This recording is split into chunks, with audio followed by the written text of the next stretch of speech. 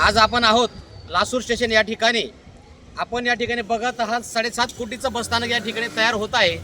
आणि या ठिकाणी जर आपण बघितलं, हे जे महावितरणचा भोंगळ कारभार आहे आज या ठिकाणी बघत आहात. हे समोर जर बघितलं आपण, हे या ठिकाणी हे जे पोलचे ताण आहे आणि या ताणामध्ये सध्या करंट उतरलेलं आहे. या हलगर्जीपणामुळं कोणाचा जीव या ठिकाणी जाऊ शकतो. अशाच प्रकारामुळं वैरागड येथील एका शेतकऱ्याचा बैल मृत्युमुखी पडला होता.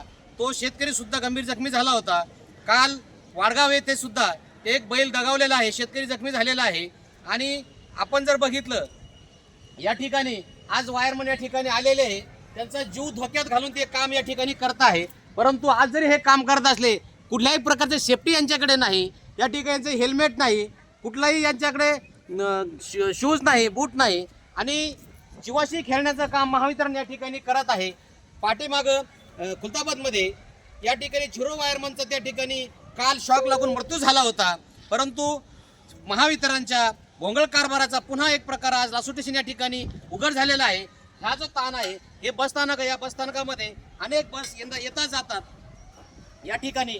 परंतु आज आपण जर इथं बघितलं, हा जो ताण आहे, हा खंबा आहे, या खंबामध्ये शॉर्ट सर्किट झाल्यामुळं या ताणामध्ये करंट येतं. आणि आज या ठिकाणी आपण बघितलं, या ठिकाणी काम चालू आहे. या कामामध्ये जे सिमेंटचं काम केलेलं आहे, हे जे पोते आहेत, हे थैले आहे, हे ओलं करून या ठिकाणी क्युरिंग केले जाते. आणि हे ओले केल्यामुळं या ताणात करंट येतं. या ताणातून करंट येऊन या ओल्या ठिकाणी येतं. या ठिकाणी जीवितहानी होऊ शकते.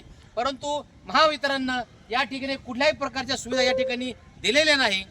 कंट्रोलर गंगाराम काळे यांनी या ठिकाणी त्यांना फोन करून माहिती दिली. अनेक वेळानं नंतर या ठिकाणी वायरमन या ठिकाणी आलेले आहे आणि या ठिकाणी त्यांना कुठल्याही प्रकारची सुविधा या ठिकाणी नाही.